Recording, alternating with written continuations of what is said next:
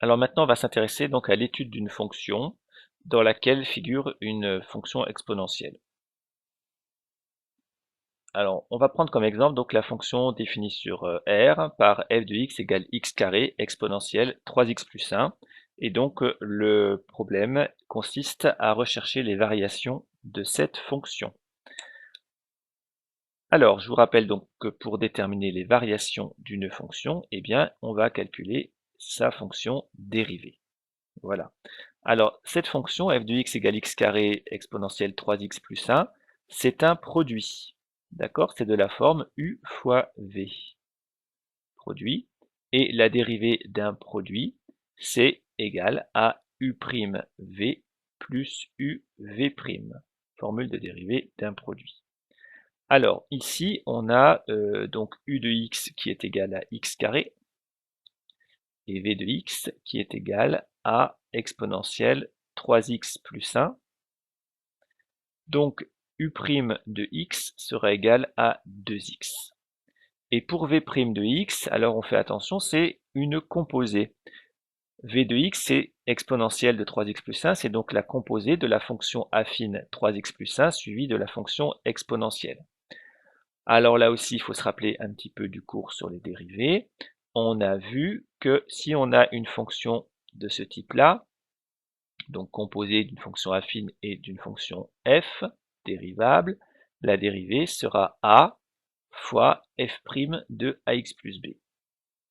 On a eu plusieurs fois l'occasion d'utiliser cette formule. Donc en fait, on dérive f comme d'habitude, mais sa dérivée s'applique toujours à la même fonction affine ax plus b, et on multiplie devant par le coefficient directeur. Alors ici, le coefficient directeur est 3.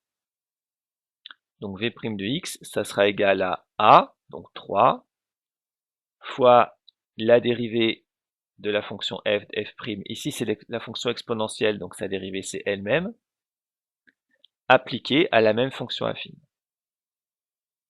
Donc la dérivée de v, v' de x, sera égale à 3 fois exponentielle de 3x plus 1.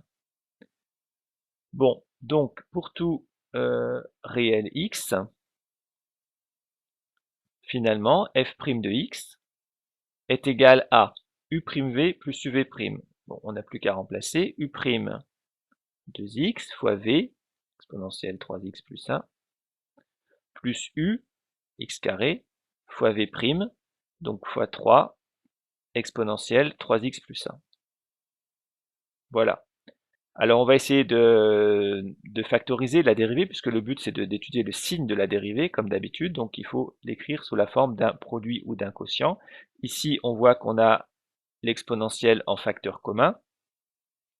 Donc ça fait exponentielle 3x plus 1, facteur de 2x, plus ici 3x carré.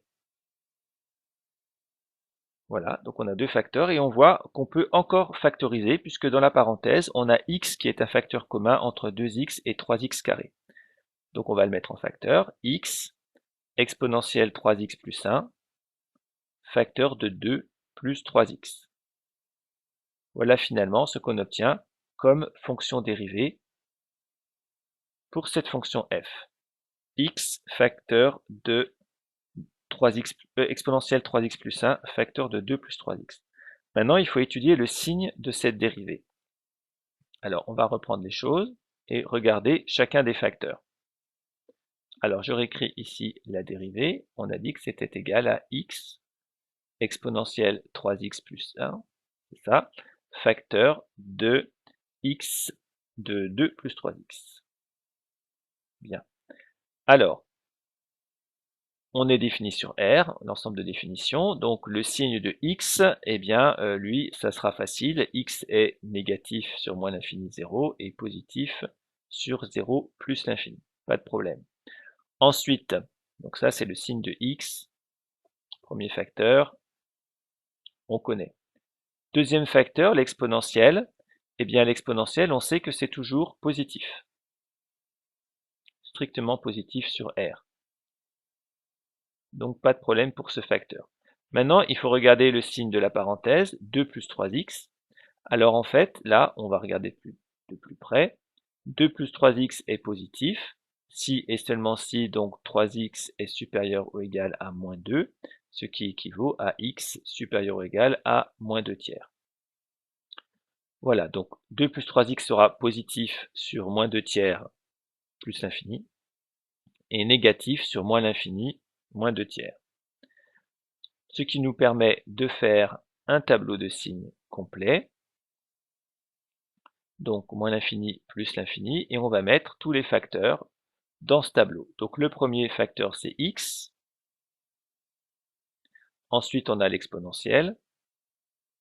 Alors comme c'est toujours positif l'exponentielle, on peut très bien ne pas la mettre dans le tableau, il n'y aura que des plus, donc ça ne va pas changer le signe globalement. Mais on peut aussi la mettre. 2 plus 3x, voilà.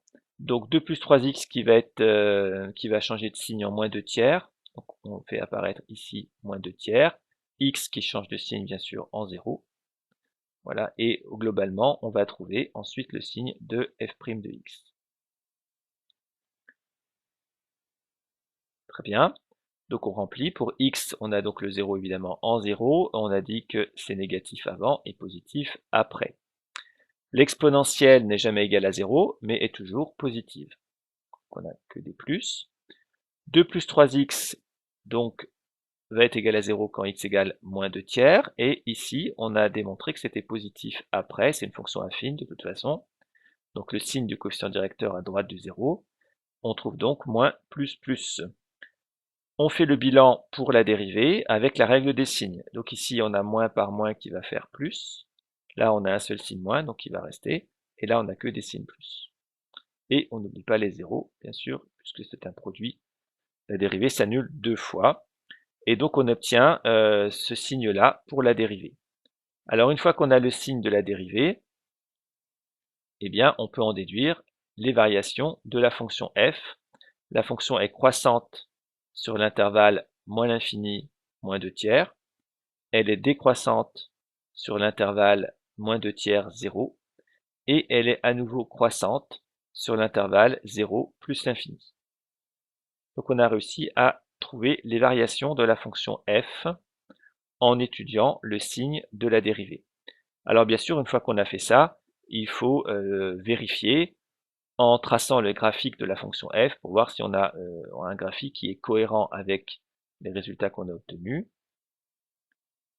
Donc là, vous avez à l'écran le graphique obtenu avec la calculatrice et la reprise du tableau de variation dans lequel j'ai calculé en plus la valeur du maximum, ici, en remplaçant x par moins 2 tiers dans la fonction de départ, donc on trouve 4 neuvièmes exponentielle moins 1, et également la valeur du minimum quand x égale 0, qui est égal à 0. Donc on obtient bien sur le graphique quelque chose qui est cohérent avec notre tableau de variation, la fonction est croissante, donc sur moins l'infini jusqu'à moins 2 tiers, moins 2 tiers c'est à peu près moins 0,7. Ensuite elle est décroissante, de moins 2 tiers à 0, et ensuite elle redevient croissante sur 0 plus l'infini, donc ça a l'air d'être cohérent avec les résultats qu'on a trouvés.